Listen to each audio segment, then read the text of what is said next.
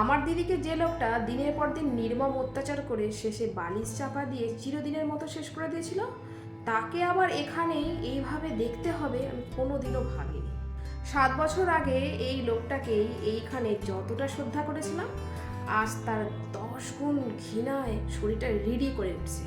মনে হচ্ছে কলারটা ধরে টেনে নিচে ফেলে দিদির মতোই চৈত্র সংক্রান্তিতে মামার বাড়িতে শিবতলায় চড়ক হয়। ছোটবেলা থেকে আমরা এই দিনটাতে প্রতি বছরই যেতে হবে। মামার বাড়ির মামাতো দাদা দিদি ভাই বোনদের সঙ্গে এই দিনটায় খুব মজায় কাটত। পরের দিন পয়লা বৈশাখে নতুন জামা পরে বড়দের প্রণাম করে তারপর খাসির মাংসের ঝোল ভাত কবজি ডুবিয়ে খেতাম। সন্ধেবেলায় নির্দিষ্ট কয়েকটা দোকানে হাল খাতা সেরে বাড়ি ফিরতাম।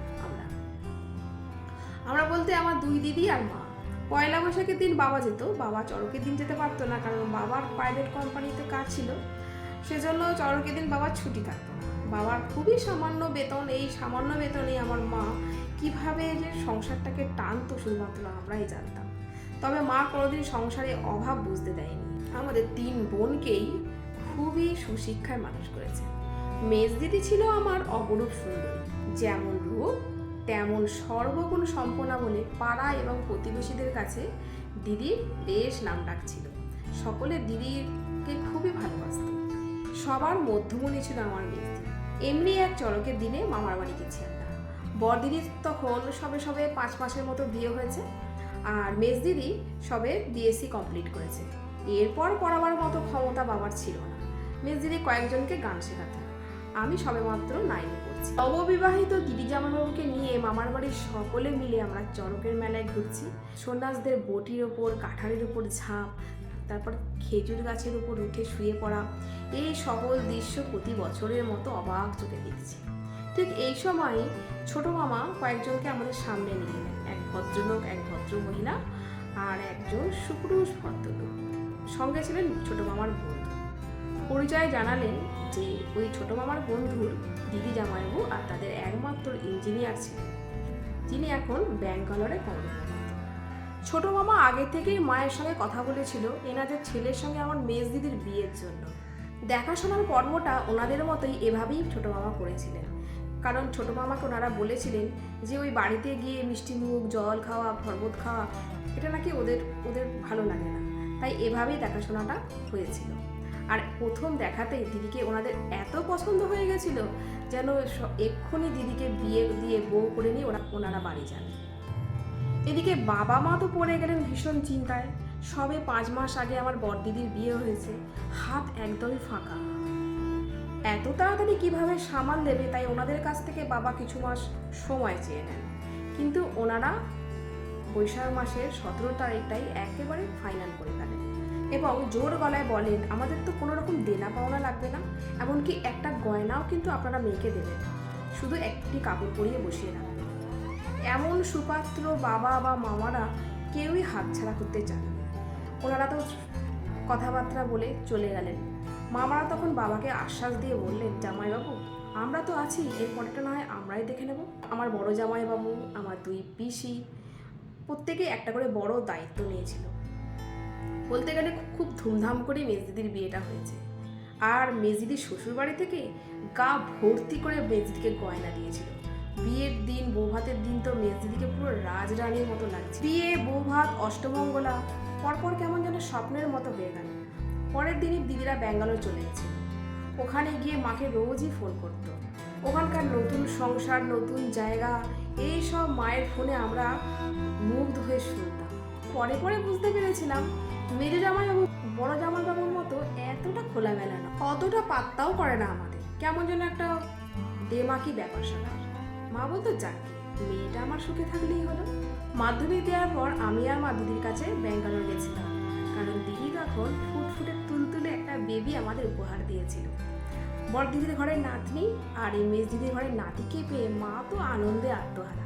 ফ্ল্যাটের আশেপাশের প্রতিবেশীরা দিদিকে খুব ভালোবাসত। আমার সঙ্গেও তাদের খুব ভালো পরিচয় হয়ে গেছিল। প্রায় 2 মাসের মতো ছিলাম, তারপর দিদিকে আর পুচকু ছোড়াটাকে নিয়ে আমরা বাড়ি ফিরলাম। জামাইবাবু আসেনি, পুচকু সোনার অন্নপ্রাশনের সময় এসে তারপর আবার ওরা সবাই মিলে ফিরে গেছিল ব্যাঙ্গালোর। তারপর কোথা থেকে যে কি হয়ে গেল একদিন জামাইবাবু হঠাৎ ফোন করে মাকে বলে দিদির খুব শরীর খারাপ, হসপিটালে ভর্তি, দিদি নাকি কোমায় আছে। মা তো শুনেই হতভম্ব হয়ে যায়, শুধুমাত্র বলে কি করে হলো। আর আমার দাদু ভাই, আমি সঙ্গে সঙ্গে মায়ের থেকে ফোনটা কেড়ে নিয়ে জামাইবাবুকে বললাম কি হয়েছে জামাইবাবু। জামাইবাবু বললো তেমন কিছু না। আমি বললাম ঠিক আছে আমরা এখনই বেরোচ্ছি। জামাই বললো না তোমাদের আসতে হবে না, আমি সবটা সামলে নেব। আমি কথাটা শুনে কেমন অবাক হয়ে যাই। আমার দিদি কোমায়, জামাইবাবুর কথায় কোনো রকম দুঃখ প্রকাশ পায়নি। আমি আর কিছু না ভেবে সঙ্গে সঙ্গে বড় জামাইবাবুকে ফোন করি। বড় জামাইবাবুকে নিয়ে মাকে নিয়ে আমি ব্যাঙ্গালোরের উদ্দেশ্যে রওনা হই।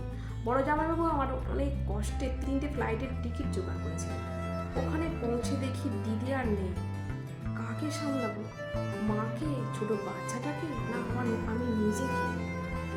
এদিকে বাবা বারবার ফোন করছে, বাবাকে আর লুকোতে পারেনি।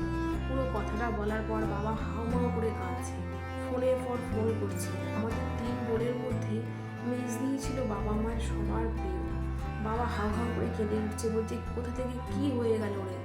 আমাদের খুব চিন্তা হতে লাগলো, কি করব। তারপর কিছু না ভেবে পাশের ফ্ল্যাটের থেকে একটু ভাত নিয়ে এসে বাচ্চাটাকে খাওয়ালাম।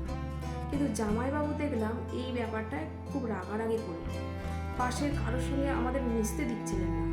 তারপর দিদির ফোনটা হাতে নিলাম, দেখলাম দিদির মোবাইলে এখানকার কয়েকজনের নাম্বার ছাড়া ওখানকার যে পরিচিত হয়েছিল কারোরই নাম্বার নেই। এই কয়েকটা ব্যাপার আমার ভীষণ খটকা লেগেছিল, যে জামাইবাবু কেন কারোর সঙ্গে মিশতে দিচ্ছেন না, দিদির ফোনের নাম্বারগুলো কোথায় গেল। আর এত সুন্দরী দিদির গায়ের রং এমন নিস্তেজ হয়ে গেল কিছুই ভেবে পাচ্ছিলাম না। ওই সময় আমাদের সবাই এমনই খারাপ অবস্থা, কোনো কিছু গভীরভাবে ভাবতে পারিনি। তাছাড়া জামাইবাবু এমনভাবে আমাদের বুঝিয়েছিল যে দিদিকে আমরা এখানে আনতে পারিনি। জামাইবাবু তার বন্ধুরা মিলে ওখানেই ব্যাঙ্গালোরেতেই গৃহকার্য সেরে ফেলে। আমরাও ভাবলাম দিদিকে বাড়িতে নিয়ে আসলে বাবাকে হয়তো সামলাতে পারবো না। মাঝে মাঝেই বাবা বলে উঠতো যে মেয়েটা এত দূরে থাকে, কোনো রকম অনুষ্ঠানে মেয়েটা আসতে পারে না। এইভাবে প্রায়ই বাবা দুঃখ করতো। তারপরে এই অবস্থায় দিদিকে দেখলে বাবা হয়তো নিজেকে আর সামলে রাখতে পারবে না। তাই 7-5 ভেবে জামাইবাবুর পরামর্শটাই আমরা মেনে নিয়েছিলাম। আর বাচ্চাটার কথা ভেবে মাকে নিয়ে আমরা বাড়ি চলে আসি। বড় জামাইবাবু আমাদেরকে অনেক কিছুই বোঝাতে চেয়েছিল, কিন্তু বিশেষ করে মা কিছুই বুঝতে চায়নি। মা বলেছিল যা যাবার আমার তো চলে গেছে, আর শুধু শুধু সম্পর্ক নষ্ট করে কী লাভ। ফেরার সময় দিদির ফোন, 2টো ডায়েরি আর 2টো অ্যালবাম ব্যাগে ঢুকিয়ে নিয়েছিলাম। আর 4 দিন হলো দিদি নেই। ছেলেটা বারবার মাম্মাম করে চিৎকার করছে। ওকে কি করে যে বোঝায়। ওকে বোঝাচ্ছি মাম্মামের তো শরীর খারাপ, মাম্মামকে তাই ডাক্তারখানায় নিয়ে যাওয়া হয়েছে, সুস্থ হলে আবার আমরা মাম্মামকে সবাই মিলে নিয়ে আসবো। কিন্তু কাহাতেও এই কথা বলা যায়। একবার আমাকে বললো হ্যাঁ মাম্মামের তো শরীর খারাপ, বাবা তো মাম্মামকে মেরেছে। আমি বললাম মাম্মামকে বাবা মেরেছে কখন? হ্যাঁ, সঙ্গে সঙ্গে বিছানা থেকে একটা বালিশ নিয়ে এসে আমার মুখে ঠেসে দিয়ে বললো এই রকম করে মাম্মামকে মেরেছে। আমি তখন বললাম তারপর? বললো তারপর তো শিল্পী আন্টি এলো, শিল্পী আন্টি আমাকে নিয়ে অনেক খেলছিল, আমাকে মোবাইলে কার্টুন দেখাচ্ছিল। আমি তখন বললাম তোমার মাম্মাম তখন কি করছিল? তখন বললো মাম্মাম তো ঘুমাচ্ছিল। আন্টি বলছিল তোমার মাম্মাম এক্ষুনি উঠে পড়ো, তুমি আমার সঙ্গে খেলো, আমার সঙ্গে কার্টুন দেখো। আমি পুরো ঘটনাটা মাকে, বাবা, বড়দি, জামাইবাবু সবাইকে জানালাম। বড়দি বড় জামাইবাবু সঙ্গে সঙ্গে বলে গেলেন আমাদের এক্ষুনি পুলিশের একটা কথা বলা উচিত, পুলিশের সঙ্গে যোগাযোগ করা উচিত। মা বললো ছেড়ে দে, এই ছেলেটাকে বাঁচাতে হলে এইখানে আর জড়াস না, যে যাবার সে তো চলে গেছে। ওদের এত টাকা পয়সা, উল্টে দেবো কেস করে ওরাই আমার দাদু ভাইকে আমার কোল থেকে কেড়ে নিয়ে গেছে। যে গেছে সে তো গেছে, একে আমার কাছে থাকতে দে, একে আমি আমার মনের মতো করে মানুষ করব। ওরা ওদের মতো থাক, দাদু ভাইকে আমি আর হারাতে চাই না। সুন্দর মুখের ভিতর যে এমন কদর্য রূপ আছে এটা ভাবতে পারিনি। তাই তো আমার মেয়েটা আজ অকালে চলে গেল। রাতের বেলা যখন সবাই ঘুমিয়ে পড়েছে, ফোনটা হাতে নিয়ে একটু ঘাটাঘাটি করছি। এই কটা দিন ফোন নিয়ে একটু দেখাই হয়নি। দেখছি হোয়াটসঅ্যাপে অনেকগুলো মেসেজ জমা পড়ে আছে। প্রত্যেকটা মেসেজ দেখলাম অনেকেরই একই প্রশ্ন, কি হয়েছিল আমার দিদির। নানান প্রশ্নের উত্তর দিতে মেসেজগুলো ডিলিট করছিলাম। হঠাৎই দেখলাম আরে দিদির প্রতিবেশী অম্বিকাদি তো আমার সঙ্গে হোয়াটসঅ্যাপে অ্যাড আছে। আমি তখন কোনো কিছু না ভেবে সঙ্গে সঙ্গে অম্বিকাদিকে টেক্সট করলাম, অম্বিকাদি তুমি কি এখন আমার সঙ্গে কথা বলতে পারবে? অম্বিকাদি মেসেজ দিল, অবশ্যই। আমি সঙ্গে সঙ্গে অম্বিকাদিকে ফোন করলাম। দিদি থেকে জানতে পারলাম আমার দিদির বিয়ের আগে থেকেই ওই শিল্পা বলে মেয়েটি আমার জামাইবাবুর সঙ্গে যে সম্পর্ক ছিল। যেহেতু শিল্পা ব্রাহ্মণ নয়, তাই জামাইবাবু পরিবার থেকে মেনে নেয়নি, তাই তড়িঘড়ি করে আমার দিদির সঙ্গে বিয়েটা দিয়ে দেওয়া হয়। দিয়ে যাওয়ার পরপরই সবটা বুঝতে পেরে গেছিল। অম্বিকাদির কাছে দিদিই নাকি এইসব ঘটনা বলেছে। জামাইবাবু সবাইকে বলেছিলেন দিদির নাকি কার্ডিয়াক অ্যাটাকে মারা গেছে, যেটা ওখানকারও সবাই জানে, এখানকারও সবাই জানে। কিন্তু যেটা আমি আজ এই মুহূর্তে জানলাম, আমার দিদি কার্ডিয়াক অ্যাটাকে নয়, মার্ডার করা হয়েছে, এমনকি আমার দিদির ছেলের চোখের সামনে, যেটা ওই শিশু মনে সে বুঝতে পারেনি। এটা ভাবলাম অম্বিকাদিকে বলি, তারপরে কি ভেবে আর বললাম না। ভাবলাম যাকগে, হয়তো কোনো কারণে অম্বিকাদি ওনার জামাইবাবুর সঙ্গে কথা বলে জানাজানি হয়ে যাবে, আর জামাইবাবু ভাববে যে ছেলেটা সবই বলে দিয়েছে। এই কথা ভেবে আমি আর বললাম না। অম্বিকাদি বললো, তোমার দিদি কিন্তু খুবই কষ্টে ছিল জানো, আমি ওকে বোঝাতাম সব ঠিক হয়ে যাবে দেখো। তারপর অম্বিকাদির সঙ্গে টুকটাক কথা বলে ফোনটা কেটে দিই। কি মনটা হলো দিদির ডায়েরিটা ঘাঁটলাম। ডায়েরির প্রথম দিকে প্রিয় কিছু গানের লাইন, তারপরে কিছু রান্নার রেসিপি, তারপরে দেখলাম দিদির কষ্টে ভরা জীবনের কথা। একটা জায়গা দিদি লিখেছে, ভেবেছিলাম একটা বেবি হয়ে গেলে সব ঠিক হয়ে যাবে, কিন্তু না, কোনো কিছুই আর ঠিক হওয়ার নয়। যেটা ভুল সেটা ভুলই। এখন ভাবছি ছেলেকে নিয়ে আমি মা বাবার কাছে চলে যাব, কিন্তু মা বাবার কাছে গিয়েও কি আমার শান্তি আছে? পাড়া প্রতিবেশী আত্মীয় স্বজন কি বলবে? সে তো হয়তো সকলে আমাকেই বুঝবে যে আমি ঘর করতে পারলাম না, সংসার করতে পারলাম না। তাই এভাবেই কি আমার জীবনটা কাটবে? আমার ছেলেটা মানুষ হবে তো? কেন এলি না দিদি? কেন এত অবহেলা অপমান সহ্য করে তুই রয়ে গেলি? আমরা তো তোকে হারিয়ে ফেললাম, আর তোর ছেলেটার সে তো সারাক্ষণ মাম করছে। তোকে কত বোঝাবো? পাড়া প্রতিবেশী আত্মীয় স্বজনদের কথা ভাবলি? তাই যদি হয় সমস্ত কিছু বেঁচে বুঝে আমরা অন্য কোথাও চলে যেতাম, সুখে শান্তিতে বাঁচতে তো পারতাম। কোথায় চলে গেলি দিদি তুই? ঠিক করে আমি কাঁদতেও পারি না। বাবা মাকে সামলাতে হয়, বাবুটাকে সামলে রাখতে হয়, হাসি খুশিতে রাখতে হয়। আমি তো ঠিক করে কাঁদতে পারছি না দিদি। এখন সবাই ঘুমোচ্ছে, এখন আমার খুব কান্না পাচ্ছে দিদি, আমি আর পাচ্ছি না। এরপর 2 বছর কেটে গেছে। লাভ ম্যারেজ করে পাশের পাড়াতেই সৈকতের সঙ্গে আমার 1 মাস হলো বিয়ে হয়েছে।